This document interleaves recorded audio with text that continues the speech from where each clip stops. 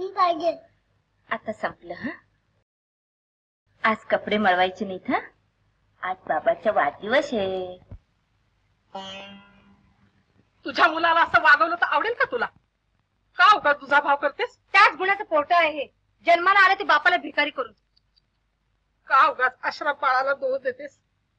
अगं टोन हा एकाच वेळी जन्माला आले. पुतण्या जन्माला आला तो चुलत्याला भिकारी करायला, असं म्हटलं तर आवडेल का तुला? माझ्या कुमारला बघितल्यानंतर कोण म्हणेल असं? आणि माझा कुमार दुसरा मुलगा जेवत असताना असा हावरटाचा का बघत उभं राहत नाही. समजलं? हो हो समजलं, सारं काही समजलं. पण तुलाच अजून समजायचं आहे. तू अजून अंधारात आहे शोभे. चल बाळकृष्ण. कुमार हे घास तुला, हे घास मला. हे घास तुला, हे घास मला.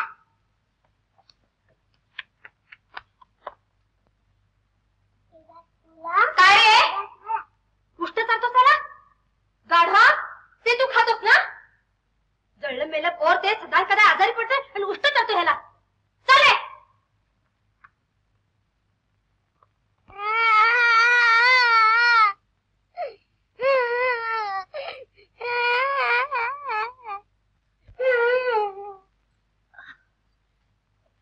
काय झालं हो आत्याबाई? काय झालं रे बाळ? काकून मारलं. काकूनी मारलं होय? अगं एकमेकांचं उष्ट खाल्लं तर त्यात काय बिघडलं? भाऊ भाऊच आहेत ते. आईचे हात मुलाला भरवायला, मायेने गोंजारायला असतात की फडाफडा मारायला.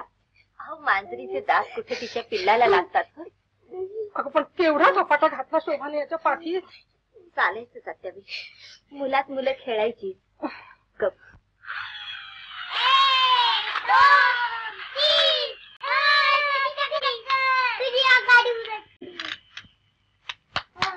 कुमार.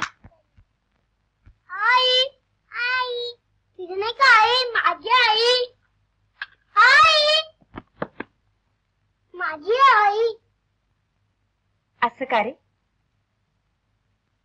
कुमार सुद्धा माझाच आहे की. कुमार ये राजा. कुमार परत आलास का तू खेळायला? चल चल.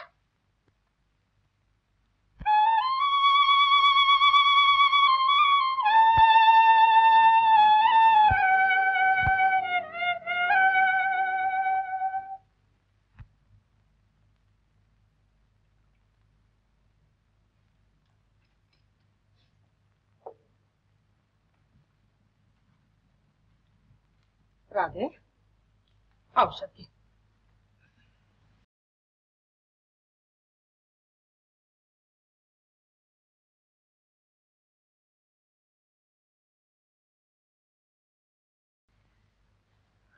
आत्याबाई, काय? आजारपणात माणसाला काहीतरी खावंसं वाटतं का हो? हो होते वासना.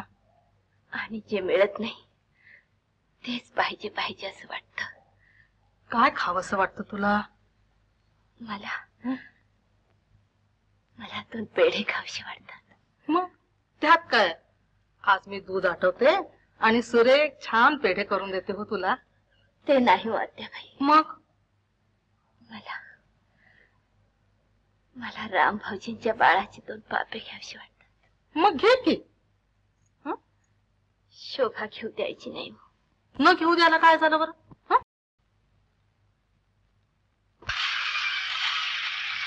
तुम्हाला जा काय करतो रे? मला खिशाची ठेवून दे. नाही मम्मी एकटा खेळते. हो का? चल तुझी काकू तुला बोलावते. चल. कुमारला जा, ते बघितलंस का कोण आहे ते? कुमार. काकू. कुमार.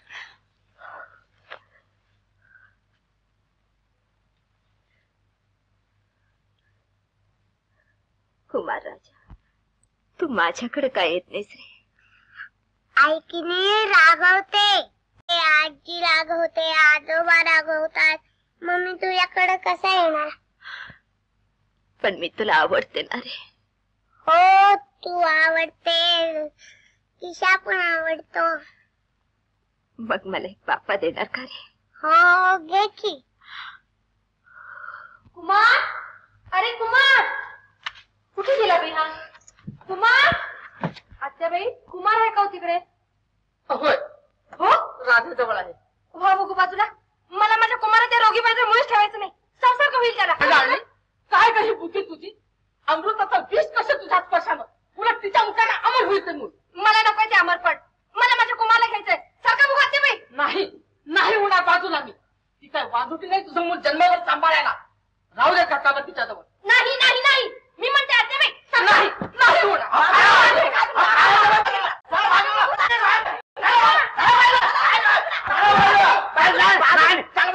जाऊ बाई.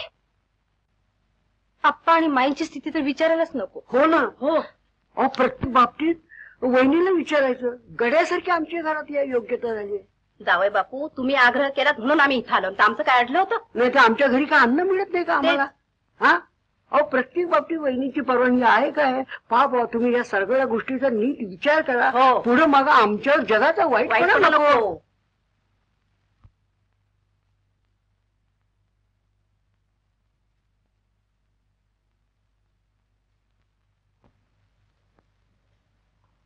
नाही म्हणजे ते असं झालं बरं का, आम्ही आता स्टेशनवर तुम्हाला सगळं काही सांगितलं आहे. नाही तर तुम्ही म्हणा हे उगीच कला किती लावतात बसल्या बसल्या. तसं नाही. हे बा आता तुमचा वाढता संसार आहे, तेव्हा इकडे तिकडे जरा नीट लक्ष दिलं पाहिजे. पैसा जपून ठेवला पाहिजे. नाही तर भलतं उडवून टाकाल लोकांना. काय बरं चला, कालपासून ती उपायची सोबत तुमची सारखी वाट बघते. चला चला लवकर.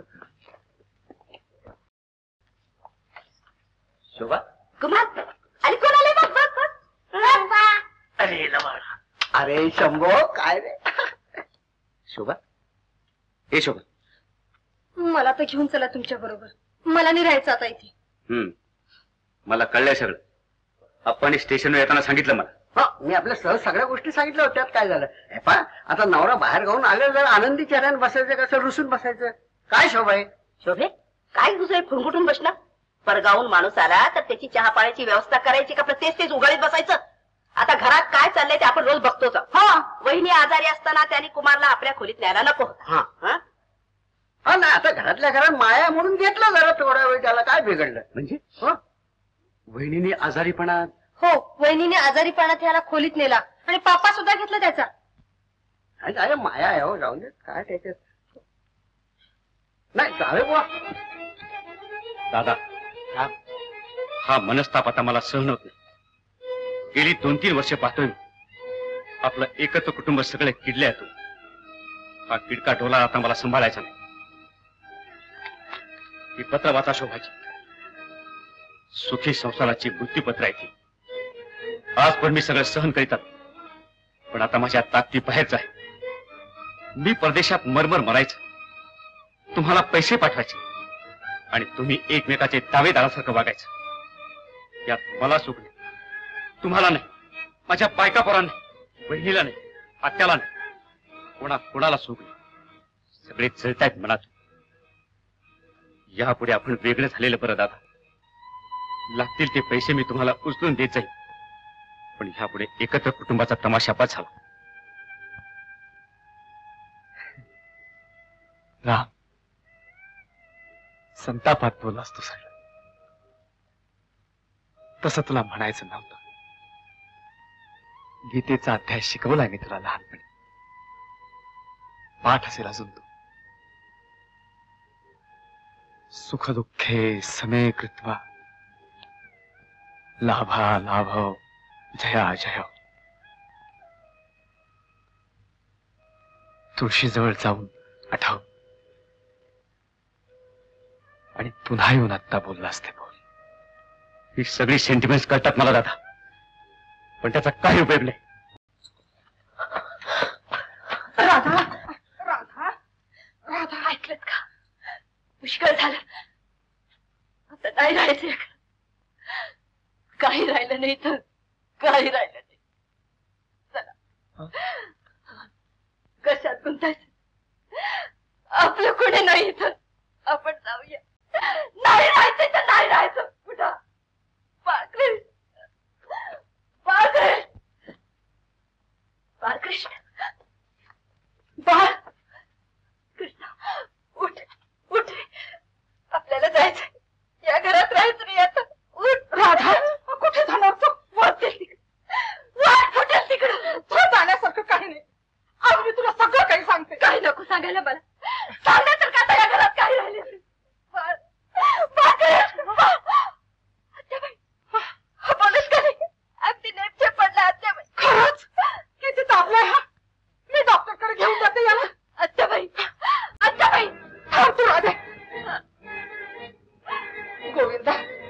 अरे ताप आलाय बघ पोराला, हात घेत सुद्धा नाही, घसा दुखतोय माझा. सर्दी झाली असेल, साठण बिटण दे. नाही रे बाबा, 7:30 आहे तुझ्या माग, काट्याचा नाटा होण्याचे दिवस आहेत तुझे. अरे चल रे दवाखान्यात. आत्या, गरीबाला कशाला हवी डॉक्टरची हौस? दवाखाना नको आपल्याला, घरगुतीच काहीतरी औषध दे.